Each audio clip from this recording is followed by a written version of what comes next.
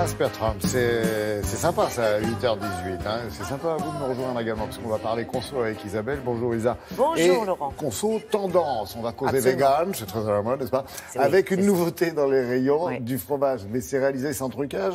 C'est réalisé sans aucun trucage, c'est-à-dire sans produits laitiers. Mais oui, les comment on fromages, fait on ne l'écrira pas FRO, parce que ça veut dire D'accord. produit laitier. On l'écrira FRAW, parce qu'en anglais, raw, vous admirerez l'accent, ça signifie cru. Et pourquoi on en parle? Parce qu'effectivement, il y a un grand développement de cette tendance végane aujourd'hui. Être végane, ça veut dire ne pas consommer de produits d'origine animale. Donc, ça veut dire voilà. pas de viande, pas de poisson, pas de fruits de mer, Et pas de fromage, pas de hein, produits a priori. laitiers, Eh ben aucun oui. produit laitier, pas d'œufs et pas de miel. Et les purs et durs vont plus loin en refusant de consommer tout ce qui vient de l'animal, Ils rongent pas leur de frein. cuir, pas de soie, pas de laine. Alors l'idée n'est pas aujourd'hui de savoir si c'est bon D'accord. ou pas Ou pour pas. la santé. Oui. C'est pas le débat.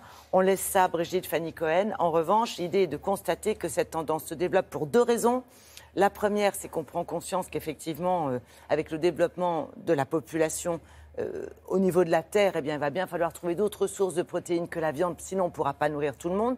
Et la deuxième raison, c'est un engouement pour le bien-être animal, récemment encore renforcé par les images d'abattoirs qu'on a pu voir et qui ont Bien sûr. évidemment choqué le consommateur. Normal. Donc ça bouge dans la mode avec du faux cuir, dans la restauration avec des restos, dans les livres de cuisine et dans les produits alimentaires qu'on va trouver essentiellement pour l'instant chez les distributeurs bio.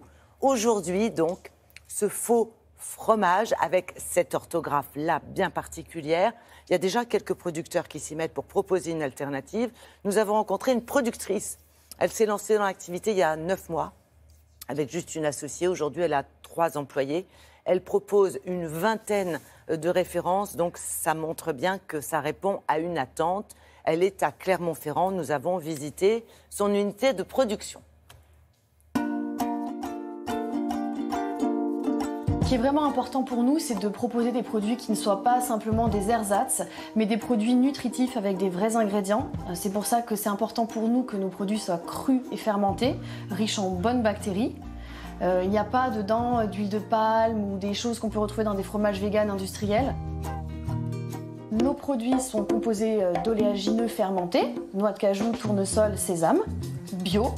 On va mixer les noix de cajou avec de l'eau et des ferments et du sel. Et c'est ça qui va donner notre lait végétal, qu'on va faire fermenter.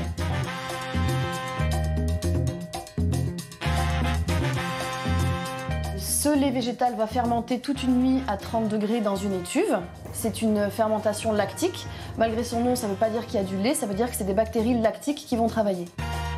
Cette crème végétale fermentée, on va l'aromatiser. On a plusieurs recettes, donc on a différents aromates, épices. Et puis ensuite, le mettre en forme, le mouler et le laisser sécher et s'affiner plusieurs jours. Après que ça ait séché 3 ou 4 jours au frigo, ça va être prêt à consommer et ça va pouvoir se conserver jusqu'à 3 mois au frigo. C'est moi qui ai mis au point ces recettes. Ça faisait 3 ans que j'expérimentais dans ma cuisine, que je donnais des cours de cuisine végane et crue. Et ensuite, j'ai mis 6 mois à mettre au point ces recettes en particulier. J'ai fait beaucoup de tests, notamment au niveau de la fermentation, avec la température qui est importante et le nombre de bactéries qu'il faut inséminer dans la crème. Aujourd'hui, il n'y a pas encore de réglementation qui encadre et qui définit précisément quel est ce type de produit. Ce sont des produits végétaux crus et fermentés, par exemple comme la choucroute. Et c'est notre organisme de certification bio qui effectue les contrôles d'hygiène à l'heure actuelle.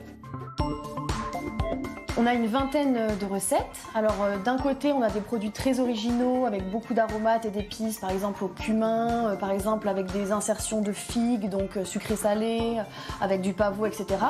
Et on a aussi des fromages qui vont plus se rapprocher du goût des fromages traditionnels à base de lait, comme le crottin de cajou qui va avoir goût de chèvre ou le bluffant des volcans qui va se rapprocher du goût de bleu d'Auvergne. Nos fromages sont distribués dans des magasins bio un peu partout en France, ainsi que dans des épiceries spécialisées véganes. Et on a aussi une boutique en ligne. Isabelle, vous nous avez ramené quelques fromages, justement. Vous dites qu'on travaille le goût, là, maintenant. Oui, elle Très travaille le sérieusement, goût. Alors, ouais. elle a une vingtaine de références, mais il y a 2 types de goûts possibles. D'abord, essayer de se rapprocher du fromage, entre guillemets, habituel, traditionnel. Je pense notamment à ceux qui sont intolérants au lait, aux produits laitiers qui auraient envie de manger un fromage avec un goût que l'on connaît. Et puis, elle travaille aussi de façon à proposer quelque chose de complètement différent. Mais c'est vegan. Ok, merci beaucoup Isabelle.